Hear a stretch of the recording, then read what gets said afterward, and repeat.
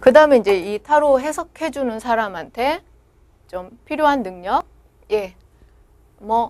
굳이 또 엄청난 능력이 필요한 거는 아닙니다. 일반인들도 뭐 누구나 다 타로 카드 배워서 할 수 있기 때문에 뭐 엄청난 새로운 능력을 요구하는 거는 아니고요. 그냥 대강 이 정도의 능력은 좀 필요하지 않느냐 하고 정리해 볼 수 있는 게, 일단은 타로 카드를 사용하는 거에 집중할 수 있는 힘, 이거는 상당히 중요합니다. 타로 카드 보면서 상담해주는 상담사, 해석자 자신이 산만해버리면 뭐 그야말로 아무것도 안 되는 거죠. 그래서 타로 카드 보는 그 상황은 일단 주변도 소음도 없고 좀 조용히 상담을 할 수 있는 그런 환경을 만드는 게 일단은 중요하고, 타로 카드를 이렇게 펼치거나 상담을 해주면서 밖에서 무슨 소리가 들렸다 그래서 막 거기에 또 막 주의를 뺏기고 이래서는 좋은 상담이 될 수가 없죠. 그래서 자기가 이제 타로 카드를 펼치고 해석해주는 그런 상황에 딱 들어갔을 때는 밖에서 무슨 소리가 나고 해도 모를 정도로 그 상황에 딱 집중하는 집중력이 필요하고, 그 다음에 이제 같은 얘기지만 타로 질문자의 질문에 자기가 집중할 수 있는 집중력이 필요합니다. 질문자의 질문을 제대로 안 듣고 그걸 제대로 이해를 못하고 반만 듣고 이런 상황에서 해석해주면 제대로 된 해석이 갈 수가 없죠. 그리고 처음에 질문자에게서 질문을 들었을 때부터 타로 카드를 펼치고 배열을 하고 타로 카드를 보고 해석을 하고 완료가 될 때까지, 이 타로 상담이 완료가 될 때까지 이 집중력을 잃지 않아야 되는 것이 중요합니다. 중간에 뭐 딴 생각을 하거나 뭐 그러면 벌써 이게 좋은 타로 상담이 될 수가 없는 거죠. 그래서 가장 필요한 능력은 타로 카드에 딱 집중할 수 있는 그 집중력이 필요하죠. 그리고 두 번째로 필요한 게 이제 일종의 직감력, 직관력, 이런 감을 좀 써야 됩니다. 물론 타로 카드 해석하는 게 정해진 체제가 있고 뭐 정해진 키워드들도 있고 해석 방법들을 공부해서 하는 거죠. 자기의 뭐 창작으로만 마음대로 하는 거는 아니죠. 그렇지만 거기에다 붙여서 자기만의 어떤 느낌, 감 이런 것들을 충분히 활용을 해야 됩니다. 너무 저런 걸 활용을 안 하고 내가 무슨 직관력이 난 뭐 예지력 같은 것도 없는 사람이니까 그냥 책에서 배운 대로만 할 거야. 그러면 더 이상의 발전이 없고 해석이 잘 안 돼요라는 얘기를 많이 하세요. 그러니까 해석을 잘 되게 하는데 어떻게 보면 좀 윤활유 같은 역할을 해주는 게 자신의 어떤 감을 사용하는 겁니다. 그리고 인간은 누구나 다 어느 정도의 직관력이나 예지력이 있어요. 그리고 타로 카드를 공부하시다 보면 저절로 저런 직관력이나 예지력이 좀 좋아지게 됩니다. 자기가 좀 영적으로 예민해지기도 하고 타로 카드를 통해서 자기의 무의식 세계와 자주 접하게 되기 때문에 감이 평소에 없다고 느끼던 사람도 감이 좋아져요. 타로 카드를 공부를 하면. 그렇기 때문에 자기의 감을 믿고 타로 카드 해석에 자기의 감을 충분히 이렇게 적용해보는 거, 그게 아주 중요합니다. 물론 여기서 이제 과해지면 안 되겠죠. 기본적으로 해석하는 방법 이런 틀이 있는데 이거 완전히 무시하고 막 자기는 완전히 다른 나만의 필로 갈 거야 이러면서 완전히 창조적인 해석을 해버리는 것도 좀 위험하죠. 그래서 너무 과한 것도 문제지만 어느 정도 자신의 감을 믿고 자기가 느껴지는 그런 것들을 해석에 충분히 활용할 필요가 있다라는 거고요. 그리고 이제 화술을 말 잘하는 능력이 있으면 좋죠.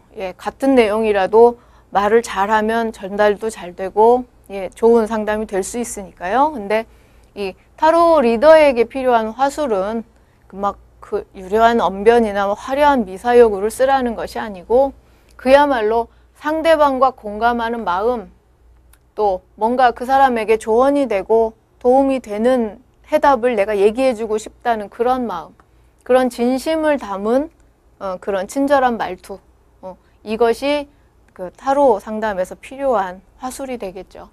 그리고 끝으로 이제 어떻게 보면 가장 관건이 해석력이죠. 타로 카드 펼친 다음에 이걸 어떻게 해석을 할 거냐, 해석 능력, 저기에 따라서 이제 많이 달라져요. 타로를 공부하다 보면 결국은 저기서 막히고 저기에서 차이가 많이 나는데 해석력을 키우는 방법은 다른 게 없습니다. 그냥 꾸준히 연습하는 거죠. 열심히 연습하고 계속 자주 상담 사례를 만들어야죠. 그래서 사소한 문제건 큰 문제건 자꾸 타로하고 이렇게 얘기를 해봐서 이제 첫 시간에도 제가 말씀드렸듯이 타로 일지처럼 타로 노트 만들라고 했잖아요. 그래서 무슨 질문에 무슨 카드 뽑았고 나는 해석을 이렇게 했는데 결과는 이렇더라. 이거를 꾸준히 기록을 하시면 이제 해석을 이렇게 하니까 아니었구나. 이 카드는 해석을 이렇게 하는 게 좋구나 라는 노하우가 생겨요. 그게 바로 해석력이 되는 거고요. 그래서 해석력은 꾸준히 반복적으로 잘 연습을 하고 그다음에 자기가 타로 상담한 거를 다시 꼼꼼하게 이렇게 생각해 보는 거, 그냥 말해주고 잊어버리지 말고 결과가 잘 맞았는지 또 그 카드에서 그런 키워드를 쓸 게 아니라 이런 키워드로 얘기했으면 좋았겠구나라고 다시 계속 반복해서 공부하는 그런 연습 이런 것만 많이 하시면 누구보다도 타로 카드를 잘 해석하시게 될 겁니다. 그리고 이제 우리 끝으로 타로 카드의 다양한 활용 방면 이런 것들을 정리해 봤어요. 우리는 그냥 지금 어떤 점술용으로 미래 예측, 궁금한 질문에 대한 답을 보자 하는 식으로 이제 타로 카드를 쓰고 있는데 그 외에도 지금 타로 카드가 상당 다양한 방면에서 쓰여지고 있습니다. 그리고 가장 특징적인 거는 우리가 지금 일반인들이 생각하기에는 타로 카드가 그냥 약간의 놀이 이 정도로 많이 다루어지고 있는데 실제적으로 학문적인 연구가 굉장히 활발하고 학계에서도 중요한 어떤 상담 도구로 사용되고 있다는 점이 좀 특이한 점이죠.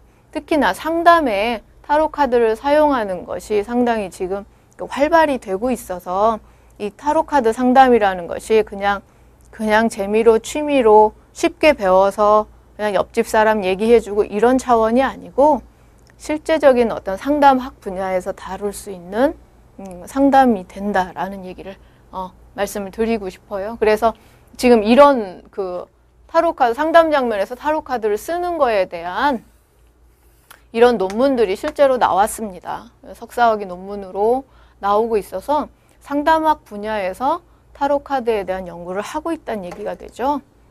그리고 어떤 생활지도나 결혼 상담소나 이런 곳들에서 상대방 손님들, 환자들 이런 내방객들에게 편안하게 뭔가 얘기를 해줄 때도 타로가 굉장히 유용한 도구가 되고요. 또 이 심리치료 분야에서도 타로 카드를 많이 사용하고 있습니다. 그래서 지금 타로 카드를 사용을 해서 장병의 우울이나 불안정서 이런 거에 대한 연구를 하는 그런 지금 논문들이 보이고 있고요.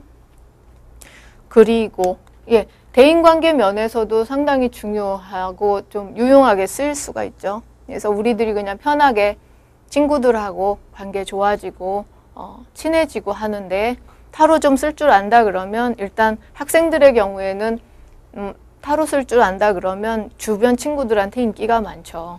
그럼 많이 와서 물어봐주고 이러다 보면 서로 대인관계도 편안해지고 그다음에 이제 평소에 좀 대인관계에 좀 어려움이 있는 사람, 자기가 좀 소심하거나 상대방에게 뭔가 다가가질 못해서 그런 성격의 사람이라면 타로 카드를 할 줄 안다 그러면 훨씬 이제 사람들이 자기한테 다가와서 얘기를 걸어주니까 그리고 자기가 다른 얘기를 생각할 게 없이 타로 잘 봐주면 되잖아요. 그러니까 그런 장면들을 통해서 대인관계가 확실히 원활해지고 좋아집니다. 그리고 또 이제 교육 현장에서도 타로를 많이 쓰고 있고요. 그래서 실제로 이런 진짜 청소년 학생들의 관계에 대해서 진로 선택이나 무슨 개인 상담에 타로를 활용한 그런 논문들이 지금 상당히 많이 보이고 있습니다. 그래서 학교에서 학생들 상담해 줄 때 이 타로가 상당히 유용한 거죠. 그리고 뭐 영업직이거나 고객을 만나야 되는 사람일 경우도 자기가 이제 타로를 좀 할 줄 알면 이제 처음 그 고객을 처음 만났을 때 처음에 좀 친숙해지고 편안한 분위기에서 얘기를 이끌어내기 위해서 타로 카드를 활용하면 훨씬 좋겠죠. 그리고 심리 분석 도구로도 쓸 수가 있고요. 이제 이 뭐 타로 카드를 통해서 그 어떤 상대방의 성격 같은 거를 얘기를 할 수가 있기 때문에 그 뭐 거창한 심리 분석이 아니더라도 그냥 상대방의 성격을 이해하고 그 사람의 심리를 이해하는 데 도움이 되고, 또 자기 스스로 자기도 몰랐던 자기의 성격이나 심리나 내면 이런 것들도 좀 파악할 수 있어서 좋고요. 또 명상에도 사용을 할 수가 있습니다. 그래서 지금 한 예로 지금 오쇼의 젠타로 중에서 한 장을 뽑았는데요. 오쇼의 젠타로도 이렇게 뭐 배열법이 또 여러 가지가 나오고 그래서 질문에 따라서 여러 장을 뽑아서 배열을 해서 해석하는 방법들이 좀 있습니다.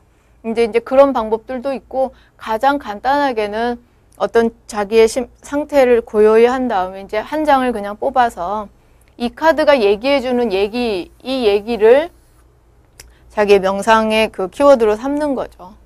그래서 상당히 정신적이고 영적인 얘기를 해주고 있고, 그러니까 이제 뭐 실제적인 어떤 현실에서의 문제, 뭐 집이 팔린다, 뭐 합격한다, 불합격한다 그런 얘기는 아니지만 자기가 지금 내면적으로 또는 그 영혼이 겪고 있는 그런 어려움들을 얘기를 해주는 그런 내용들이에요. 그래서 자기 스스로의 내면을 다스리고 정화시키고 할 수 있는데 도움을 주는 그런 타로가 되죠. 그리고 끝으로 이제 학문 연구에도 활발하게 지금 타로 카드가 쓰이고 있습니다. 실제로 지금 이 2005년에 나온 석사학위 논문을 보면 타로 메이저 아르카나의 활용 방안이라고 아주 제목에 메이저 아르카나라고 딱 쓰고 있죠. 그래서 이 제도권 교육에서도 지금 타로 카드를 제대로 학문적인 걸로 다루고 있다라는 것을 볼 수가 있습니다.